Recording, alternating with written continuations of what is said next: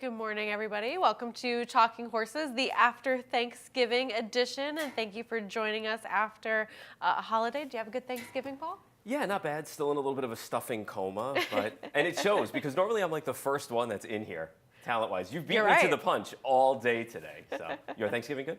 Yeah, it was a good time, quiet, which is always nice. And of course, hope everyone had a great Thanksgiving out there as well, but plenty of racing action to get going today. And of course, you'll want to get signed up with NYRA Bets. If you're not already a member, you can head on over to nyrabets.com and get that deposit match bonus of $200, promo code MATCH200 if you want to get signed up and wager with us today if you haven't already.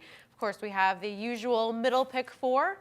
If you're not accustomed to this by now, it's something that we are very familiar with. And of course, you can play that wager as long as the other early and late pick fours as well. And then today we do have a special bonus available.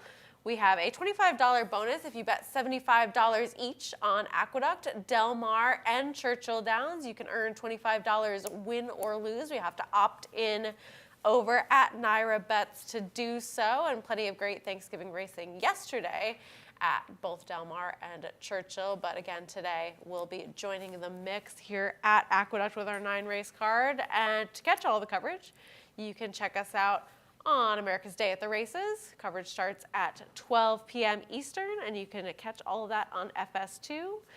And we'll get right to it because we have a couple of stakes action, a stakes race early on in the card to talk about over our 9-race card. And it's an interesting card as we do shift over from no turf racing to all dirt racing now. And in the first race, we have a situation where I think that you have to decide what you're doing about two horses that do come out of the same race with both Extra Dirty and By the Glass. And we can take a look at both of them running second and third.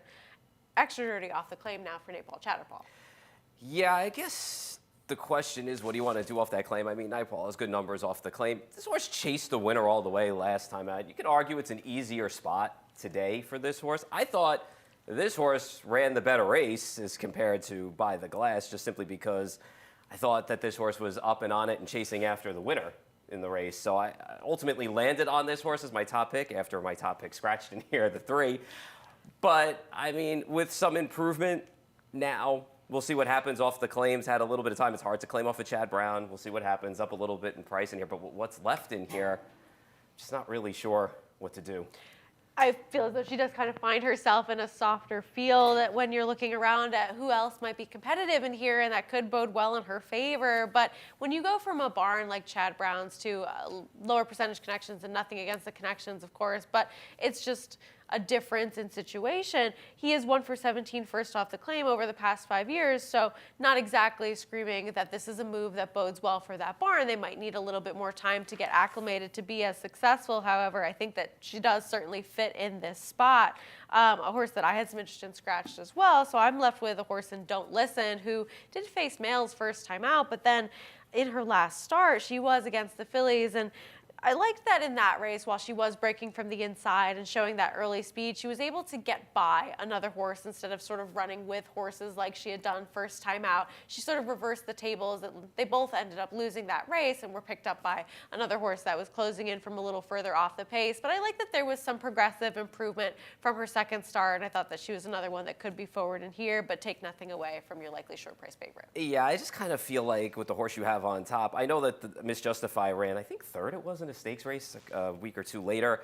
I don't know. I just feel like, yeah, while she kind of did pass a horse, like you said, and kind of did whatever, I kind of feel like she's exposed now at this point. She's going to go to the front, and here we'll see if she can hang on. I mean, I just don't know if you're going to see a little bit more speed from maybe a horse like By the Glass or even a better break from Extra Dirty, and here maybe she gets pressed. Yeah, absolutely. Interesting way to start things out in the second race today.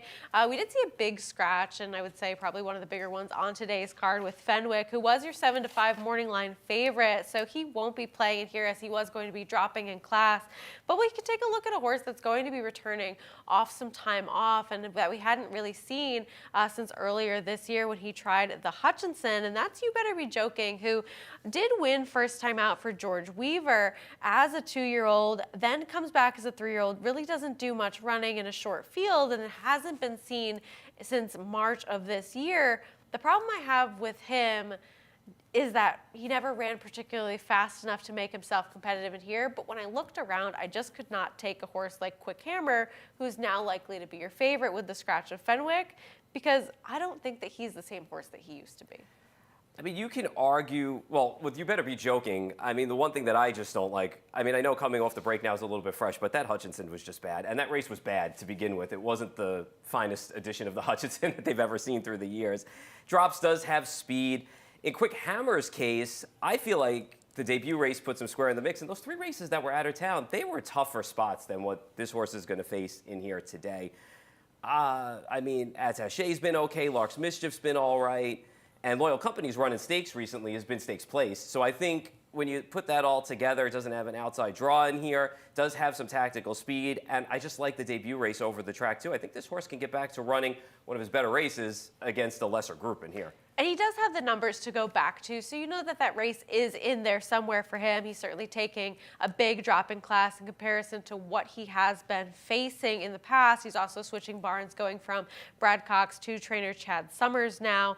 And there just isn't a ton to recommend as far as everybody else in here. I mean, you look at a horse like Blue Plate Special. Okay, he was disappointing last time, but he was pressed early, and he ended up being your early pace setter in there. Maybe he gets a little bit more comfortable in the front end here, but I don't think that much so with the presence of Red DGP to his inside. I just don't think the horse wanted to be on the lead either. I think the horse does better when the horse has a target, is in a stalking position. We'll see what happens first off the claim for John Toscano. Numbers aren't bad there. John always does well first off the claim, but you're claiming from Linda, so you have to take that into consideration. And even a horse like Return the Ring, who looked promising at the start, has just really tailed off with a lot of gaps too. So I really am just not crazy about that. And Right. Red GDP on the rail. I mean, I ended up putting Red GDP second just because of scratches in here. And it's another horse that I think would benefit if there was some pace. 3 starts back over at Belmont, was on the front end again against much lesser in state bred. So. Right. I wonder where he will be early, considering the class as well as the fact that Yeah. he is drawn towards the inside. Our stakes races early on in today's card. It's the 3rd race. We have the Fall High Weight Handicap. And we don't see a lot of these as much now where the weights are so drastically different. It's kind of fun to see how things will play out in there, because I'm not a handicapper that puts so much emphasis on weight when it's only a couple of pounds. But when you have something as significant as 134 pounds versus 124, I think the 10-pound weight difference can play a factor. Do you have any big weight discrepancies that you will look at, or do you kind of consider it all? More so going longer than going shorter sometimes, but this has always been a fun race. I even remember first coming here like in the middle to late 90s and seeing horses like Royal Haven win this race.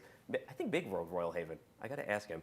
He was downstairs. It was a Gaspar Bashara horse with Barbara Davis. He's probably downstairs right now being like, yeah, I rode that horse. He'll pop in the studio right now. Yeah, right. He'll just stick his head in. Last year's winner, Grillian Ben, too. I mean, there's been a lot of good sprinters through the years that have Carson City, I think, won this race too.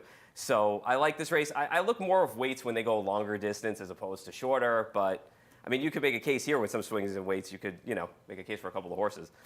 Yeah, absolutely. And your high weight in this year's edition will be Durante, who has been very impressive over his last couple of starts. And we'll take a look at his Bold Ruler, where he was able to be successful. And I wasn't here this day. This is a weekend that I was out. But watching this race back, I mean, he makes so much sense as your favorite. He put any other sort of pace presence to bed and just kept finding it here and earned a 91 Beyer speed figure while doing so. You can kind of excuse his race before that over that sloppy sealed track where he was upset by Cowan, but other than that, it's been wins after wins after wins, all in the 90 Beyer speed figure range, and he's going to be awfully tough in here. Yeah, he always runs with his head held high, too. He's got that high carriage, but his feet were moving fast. That's what counts the most. And handicappers, they're smart. Doesn't matter whether they're New York handicappers or they're bettors around the country. They knew. They bet this horse ran well. And he, the other speed didn't break in there, but he still took pace pressure from horses that probably didn't figure to be that fast. So it was a solid effort. He kept rolling anyway. He's going to be fast in here. I guess the question you have to ask yourself is he going to, and he's probably faster than a horse like Rodney, but what's going to happen with Win for Gold today if Win for Gold breaks? Is there going to be some hitting up front with those 3 horses at one point or another? That is the question, and I think that we have to take a look at the race that both Rodney and Win for Gold come out of, and I really did want to show the start for Win for Gold because he's a horse that likes to be forwardly placed, just as you mentioned, and he doesn't even just break slowly. He hops at the gate, and he's several lengths behind the field early on. And this is just so not his game. This is not a horse that likes to come from further back. As we take a look again, he kind of pauses and then sort of rears up in the gate and is just left with so much work to do and just so out of his comfort zone. So once you pick this race up where we have Rotney being that pace presence and seeing how far back Wind for Gold is in here, I thought he ran extremely well to then go outside of horses and go that wide and end up being in that photo for third. Just a horse that was so, given the excuse to not run at all that day, I feel as though he still put in a decent effort. Yeah, this was an exceptional race by him, and especially for a horse that does not come from off the pace in basically any of his starts, with maybe then one other target in front of him. Really came wide in that field and had every excuse, like you said, not to run a step and still managed to, be in a photo for the show in there. So he figures in here with a clean break. I probably could have put him second in here because I just think there's going to be a little bit of hitting and sets up for horses like Whole Journey that I have atop. Yeah, and we can take a look at his last race as well. Another one that he actually used to have quite a bit of early speed and hasn't had that same sort of tactical plan lately, but it's been working out for him. And he's a horse that projects to get that nice stalking trip in behind horses. While he does draw the rail, he can probably drop back and extricate himself from that position. And we did see him return to the winner's circle here with a 96 Beyer speed figure over He's My Honey Badger. And he's another one that he's going to get a little bit of a break in terms of the weights, and he will have a running style that seems to suit this type of pace setup. Yeah, and when you go back a couple of starts at Saratoga, Scott Chatori got really good for Rudy Rodriguez, so I take that into consideration, and he's back on his home track that he likes. He likes Aqueducts, he likes it here, he runs well here, put up the 96 last time out with a really good effort.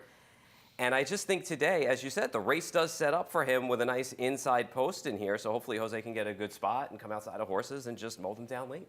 Yeah, and I mean, Rotney, he's another horse that has that early speed, but again, this could be just a situation where he ends up being that best of the speed, and he has numbers that are a bit higher than a horse like Durante, so it's perfectly possible that he could end up being your winner in here. Even Cowan, I mean, he was able to defeat Durante. It was a sloppy sealed track, but he got the job done in a big upset win 2 starts ago. So everyone that is left in this field is a possibility to win this race. Yeah, Cowan's a neat horse. Greg and I were on the air at night with one of the shows when he ran at Charlestown, and we had picked him that night, and he ran exceptionally well when he was still with Steve. So it's, like I said, it's a compact field, but what's left in here is a good field, and you can make a case for basically everyone in the field. Absolutely, a fun rendition of the Fall High Weight. As we move on to the 4th race, we have a maiden special weight for the 2-year-olds going a mile, a couple of first-time starters in here. But the horse that deserves a lot of the focus and attention and is your morning line favorite is For Your Pleasure, who did actually end up going off the favorite last time. And we can take a look at the start of that race because this horse was really hopelessly lost at the beginning of the race and ends up far back, getting that education in behind horses, taking some kickback, and then ends up getting himself into a pretty good position going into the stretch and just barely misses to a horse that did have some experience in Rathmore. Yeah, and what I liked about this race, too, was, with the hesitation at the start, sometimes both rider and horse want to rush up into spots, and Kendrick just let this horse settle down, found a nice spot for him, made a nice move, and had a comfortable trip from there on out and ran on well. And, really with a better start, probably should have won this day. So legitimate favorite in here in this race, and I wasn't going to try to beat this horse. I agree. I think that I wish that there was some first-time starter that I could have made a stronger case for, but there wasn't anyone that I could argue enough for to put on top. And we both have some interest in a horse that ran in that race as well. Not that well, considering, but JD Factor was another one that seemed to really resent the kickback, and once angled outside was putting in a little bit more of a late run. Yeah, definitely Green needed the race, didn't appreciate the kickback. And I think the distance is going to help that horse, too, stretching out to a mile today. I agree. Any of the first-time starters that you particularly liked? I know we both have Otello in 3rd. Just a lot of turfy type of pedigrees and not the flashiest of workouts from some of these. So anyone can surprise you, but I wasn't so enthralled. I mean, Christophe sometimes does this with the surfaces and runs well and has had success. He's 4 for 15 with 7 in the money with 2-year-old first-time starters on the dirt, going a route at NYRA the last 5 years. But that horse, a horse like Bold Ambition to me that sold for $120,000. It's sort of a turfy side on the dam side, but Devil's K and the siblings 2 for 10 on the dirt. So I gave that horse a little bit of a look as well. I just wish there was something else to gravitate to, even like a horse Right. like Fluff the Pillow or the Hero Code. It was just a lot of turf on the damn side. Precisely. And I thought it interesting too. These are trainers that don't have necessarily the best numbers, with 2-year-old first time starters going a route of ground on the dirt. It was more about the sprints or earlier on in the season. And once we get to this point in the 2-year-old season, it's not necessarily their strength in comparison. No, and then even a horse like Gum Island. I mean, like, this horse should appreciate the distance and was in that race that was really fast early, puts the blinkers on today.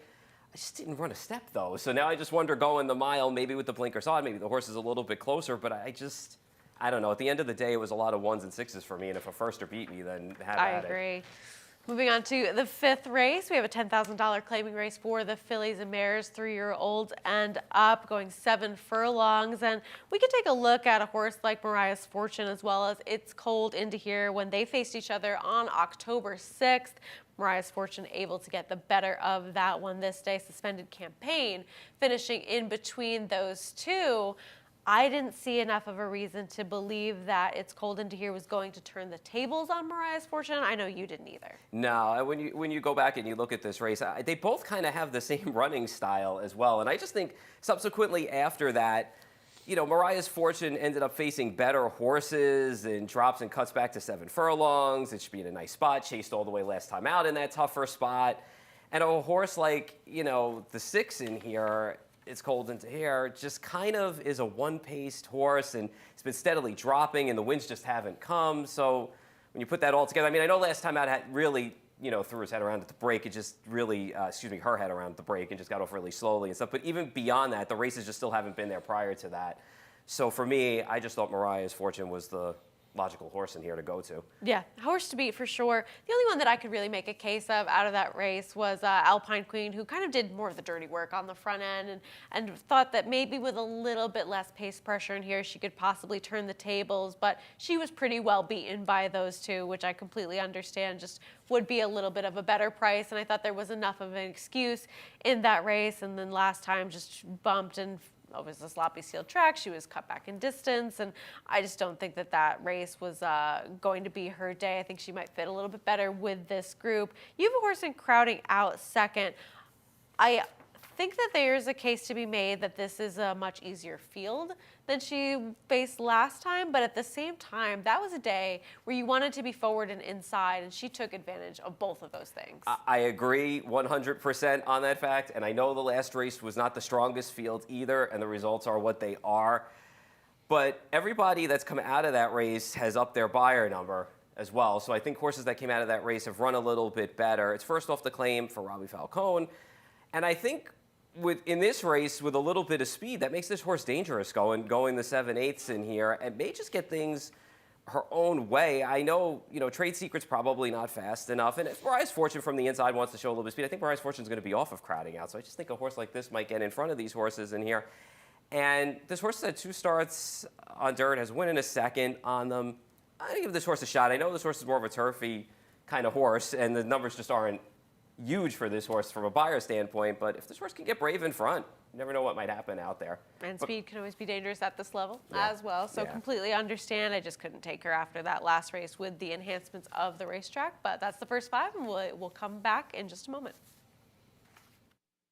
For almost 150 years, the Saratoga name has been synonymous with the finest quality, sustainably sourced spring water available anywhere. Saratoga carries on the rich tradition of its forefathers by crafting each stunning blue glass bottle with the same attention to detail and care that has been its hallmark for generations. Visit SaratogaSpringwater.com today or ask for us by name at your local market or restaurant. Saratoga Spring Water. Make every day exquisite.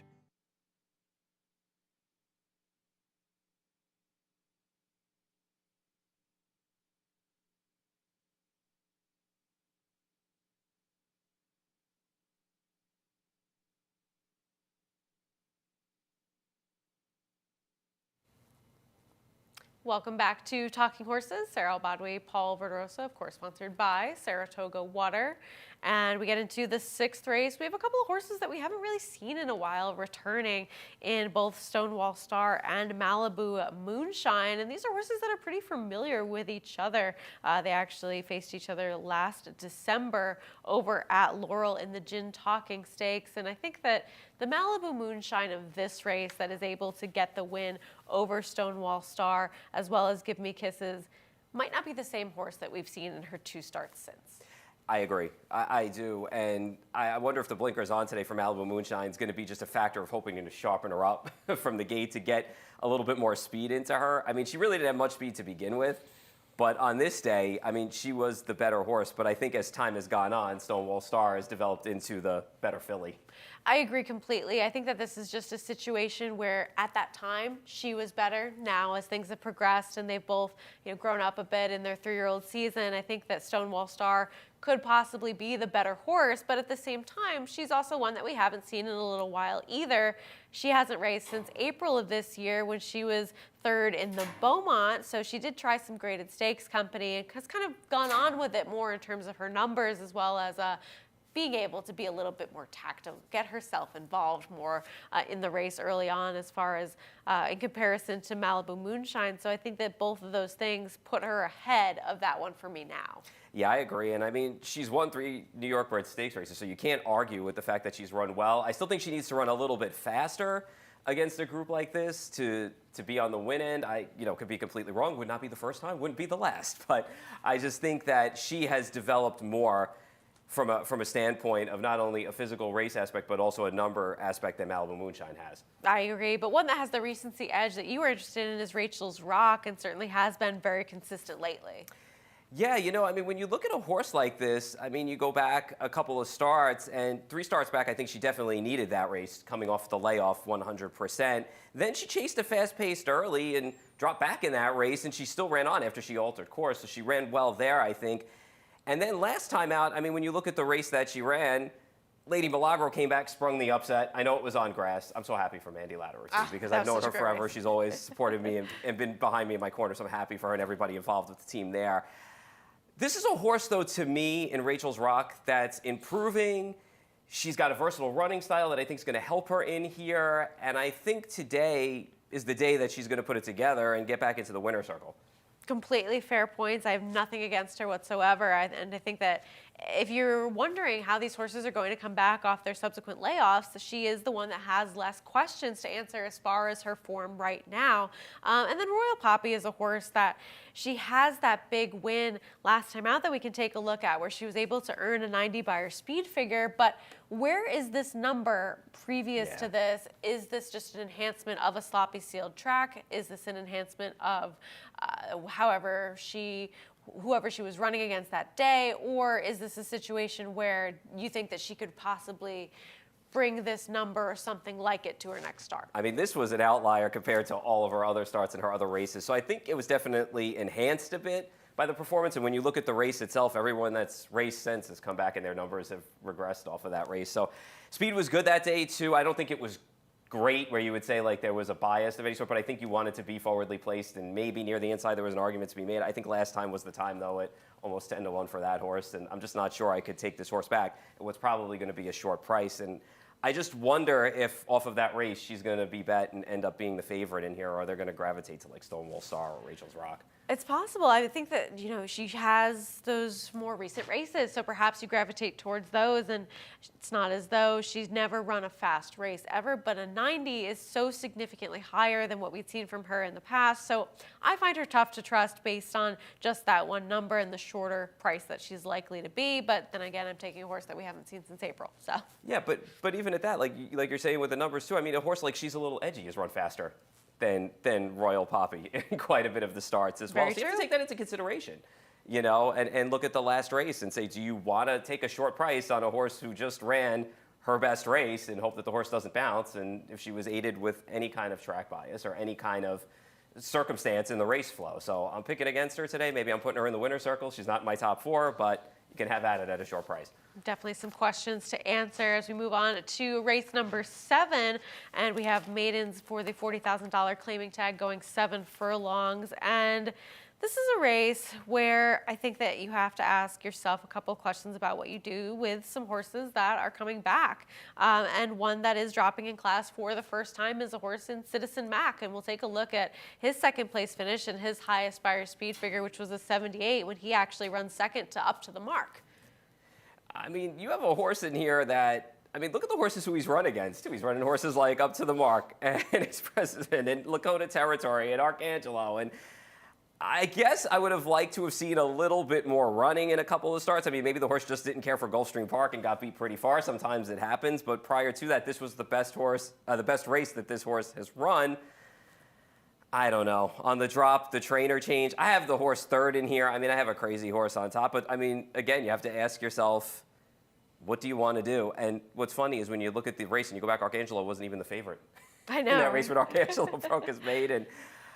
And He's tough to trust. I mean, he's- you're looking at a situation where we haven't seen him since March. This is a major drop from anything that he had run against in the past. But at the same time, if he runs any of those races, pretty much his November 7th and then his July 21st through February before that layoff, any one of those races, he's the horse to beat. But there are some questions to be answered. And then you have a horse like Screaming Uncle, who certainly seems to have found himself at home at this level and ran very well last time, finishing second to Vodka Mardini, who came back and ran very respectably against Tougher. But again, do you really truly trust him with some of these class droppers? Not particularly. And then 2 starts back, he was the favorite that day. He was wide that day, so maybe a little bit of excuse there. Maybe he wanted to be a little bit closer to the inside, but not fully inside. But I don't know. He's tough to trust, too. I have him second in here just because I had a goofy idea, but I mean, I guess he can get in front of these, puts the blinkers on today, and may just wire this field, but I don't know. He may also stop by the time we get to the 8th pole. Very true. Ironman Jimmy trying the dirt for the first time on the drop-in class. Was it pedigree or something else that intrigued you? There's a little dirt on the dam side with Chris's intention when you go back into the second generation of that horse. And then even on top, you know, you have Jimmy Creed. It's dirt and synth. I mean, he's a Grade 1 winner of the Malibu on dirt. So I thought the drop down would help. I thought the 7 furlongs would help. Has an outside post in here. If the horse could just show a little bit more forwardness on the dirt. I mean, we have a lot of question marks in here, and a horse like Citizen Mac, do you want at a short price? Like we said, Screaming Uncle at a short price. I know you went back to Braggadocious. I think we did the show together. Did we? Braggadocious. I have Possibly. a feeling we did that day.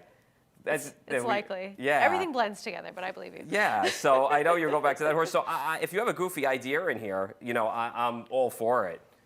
It certainly seems like a race where you could be a little bit more creative than some of the 2 obvious ones. And Braggadocious is a horse that he was first time in for a tag last time, ended up running third, and he hasn't had those races that are fast enough to win here if we see some of the previous form from a couple of others. But I mean, he ran an 80 on debut, so I think that it's safe to say that we're not going to get the best numbers likely from a lot of these horses as far as what they've done earlier on in their careers is just not who they are anymore. But he had a kind of an awkward break. He ended up being a little bit further back and wide, and Duke of Gloucester came back and ran fine in his subsequent start. So I just thought with maybe a cleaner break, a little bit more of a forward trip, that he was one that made some sense at this level for me and would be a fair enough price. Yeah, I totally remember this now because I remember telling you about the 80 Beyer at Keeneland. Ah, and we yes, joked about it. We okay. said if he could ever run back to that number, Yep. he would have drowned There the we field that go. he was in. Even a horse like Venge on the outside, too. Yeah. Just wanted to touch on because this is a needed drop for that horse, and he's not really bred for turf.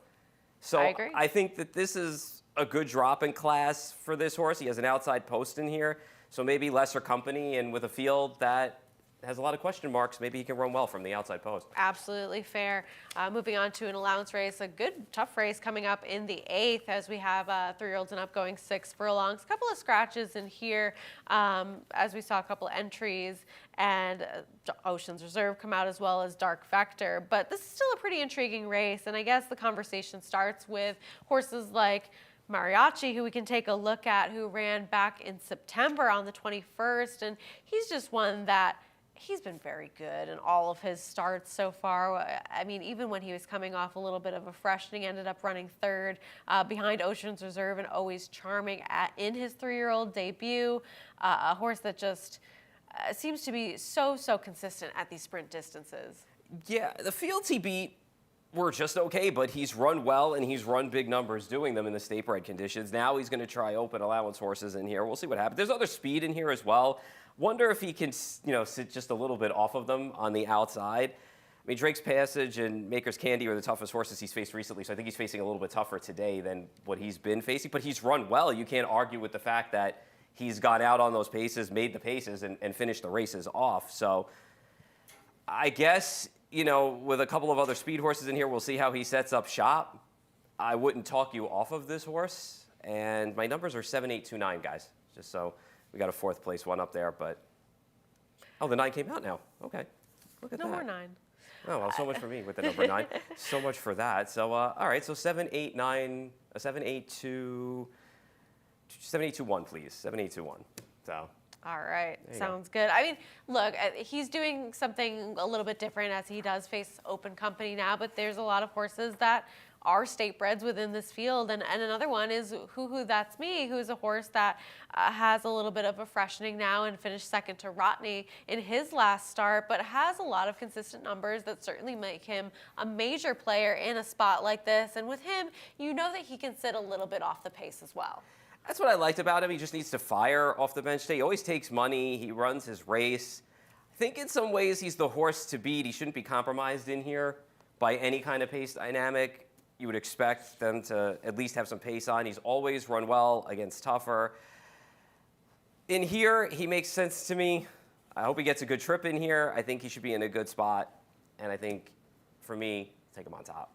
Fair enough. He certainly has a lot of credentials to his favor. And a horse that I had a little bit of interest in is the number 6 Capone, who is adding blinkers for the Dutrow barn and is one that didn't really run that well in his first start. But that was off a pretty long layoff. He was off for almost exactly a year to the date. And I thought that he showed some signs of life in his next race, even though he ran basically the same number of a 71 Beyer speed figure when finishing third. That was behind Awesome Native, who is a very talented sprinter. And he's one that I would like to see perhaps be a little bit more forward without leaving himself too much to do today. But at the same time, I like that he's a horse that doesn't need to be on the lead, because what do you do with a horse like Daufusky Island, who was in such insane form earlier this year, where he was running those triple-digit Beyers and was really setting such hot fractions, and then he's kind of tailed off, but at the same time, I think maybe he's a horse that you could possibly say has had some legitimate excuses over his last couple of races, as he has sort of had that decline in form. Yeah, he definitely has an excuse for being bumped last time and then kind of was against it again before that at Saratoga. I just feel like it's going in the wrong direction, but you know that as long as the horse breaks, he's going to be a pace presence in here. And I think that's just going to add to it with a horse that maybe like Full Moon Madness, and you have a horse like Mariachi. So I think, and even Capone, who doesn't necessarily need the lead, but the best races, and when this horse is a little bit more forward, puts blinkers on today. So I think it's going to be a little bit of a scramble up front. I'm just hoping for a horse that could just sit off the pace to get up there in front. But make no mistake about it, if Daufusky Island can turn it around, he's got numbers that would win this race. Oh, absolutely. And I think that even last time you can make an excuse for him, because that was a pretty legitimate pace that he was a part of, and he did fall apart. And we took a look at a race where he ended up finishing second to Durante, who we'll see earlier on in the card in our fall highway. So aside from really the race on September 2nd, where he did still run an 88 Beyer, is the form reversal so severe, or has he really just been in bad situations? He also had a bad stumble at the break in that race where he had a 78 Beyer on July 22nd. So I feel like I have that notion looking at him, oh yes, he's tailed off, but I don't know that that's necessarily fully true. Yeah, or it could just be a dynamic of the way the paces have shook out and other horses that are on with him. Not necessarily like the most cutthroat killing duels, but you're running with another horse, somebody else comes up on the outside of you. So does have the numbers. I just couldn't pull the trigger even with all the other scratches I had. And clearly, I didn't even know there was one that was out that I had to change it again. So from the time we came up here. It's always a surprise sometimes around here, but the finale today, a little bit of a scramble, as we often see with our last races on the card. And we have the New York bred fillies in a maiden $30,000 claiming race going a mile. And this is a race where I wish that I had a more creative opinion, but you do. So tell me about Lone Star Wildcat. So I love the old school 2 sprints to a route here. And I just think that with this horse, there'll be blinkers on, a little bit more speed. And when you go back to the horse's debut race, where the horse wasn't actually like rushed up into the race that day, I thought Katie rode a really good race, made a nice move when this horse finally figured it out, turning for home a little bit. And last time out, you know, the horse was 1-5 in there, Tavern, that won the race. And I just think there's going to be a little bit more speed today, going the 2 sprints to a route for Gary Contessa. I like the fact that this time I think that they'll take back a little bit, make one run, maybe from a little bit closer up, going the mile. Distance I don't think is going to be too much of a problem today. I know that on the dam side, the second dam was a sprinter, but I think in a race where if you're going to put all your eggs in the run for your honey basket, I was just trying to come up with one other horse to be a little bit creative to try and beat that horse who, by the way, drops and is a legitimate favorite. I just didn't like that horse took a while to change leads and still get up for second. Right, and I don't love to see a 2-year-old that's had this many opportunities, especially they've tried a lot with this horse, sprinting on the dirt, sprinting on grass first time out, then going long on both surfaces, then that off the turf race. I mean, they've tried a lot of different options with her, and clearly it's just not working out to get the win while she has still been competitive in a couple of those races. So now she gets that class relief, and I think that could just end up ultimately being the trick for her, a horse that has been kind of consistent, trying all of these different distances and surfaces as well. And I wish that I had some sort of alternative, because I hate taking favorites like this, where it's just like, well, there's no one else. But I kind of felt like there was no one else, because outside of her, you could make a case for a couple of different horses, and I didn't really see anybody that stood out enough to put on top. I guess you could say that she's run faster than these other horses, so you could hang your hat on that while trying a bunch of differences. The drop may just be enough to do it against this group. I want to see a little bit of speed out of her today, too. I don't want to see her too far back against a group like this. You just don't know how it's going to shake out. I mean, the horse on the rail, we both have third, Dame Catherine. Is she any good, or is she kind of just, it's just the class drop? I think, well, if you go back, I mean, the dirt race, that field, I mean, you can argue was much better than the field she's facing today, I think. Sure. When you look at it. I mean, she didn't do much running, but right. She still, you know, I mean, it's still a better field. The turf race, I'm still not sure of. When you look at the dam, I mean, Michelle the Great, I go back to like the inner track days here. And that horse broke her maiden on the inner track, going long too. So I don't think the mile's going to be a problem. I guess dropping in class on the dirt and the inside post, maybe a little bit more speed from the inside. I mean, I do like that on the turf, the horse was a little bit more forwardly placed, so you saw a little bit more speed second time out. Was it the surface, or was it, you know, just second time out? We'll see what happens today. I mean, beyond that, I know Let's Connect on the outside came out of the same race as Lone Star Wildcat did on October 20th. All 3 wins were long on the dirt for the dam in there. American Lynx. There just wasn't much to hang your hat on. I wanted to just go 4 10s in here as my main players and kind of see what happens after that with a horse like the 1 and maybe the 11 in here. All right. Well, fun way to close things out on our 9-race card today, Friday. Of course, that fall highweight handicap coming up in the 3rd race, and you can play all of the action through Naira Bets if you're not already signed up. Head on over and get your deposit match sign-up bonus of $200 with the promo code MATCH200. We have the middle pick 4 today, as well as the early and late pick 4. So 3 different pick 4s today as usual. But we also have a $25 bonus if you bet $75 each on Aqueduct, Del Mar, and Churchill Downs. So plenty of action to get involved in. You could earn $25 win or lose if you opt in over at Naira Bets. And then, of course, all of our coverage available starting in just a moment on 12 p.m. on FS2. And that will be in about 15 minutes from now. It's always nice when we finish up early. Give them a chance to get ready. Take Yeah. it right down to the wire. I can hear them getting ready in my ear right now. Okay. All right, well, thanks for joining us, and good luck today. For almost 150 years, the Saratoga name has been synonymous with the finest quality, sustainably sourced spring water available anywhere. Saratoga carries on the rich tradition of its forefathers by crafting each stunning blue glass bottle with the same attention to detail and care that has been its hallmark for generations. Visit SaratogaSpringwater.com today or ask for us by name at your local market or restaurant. Saratoga Spring Water. Make every day exquisite.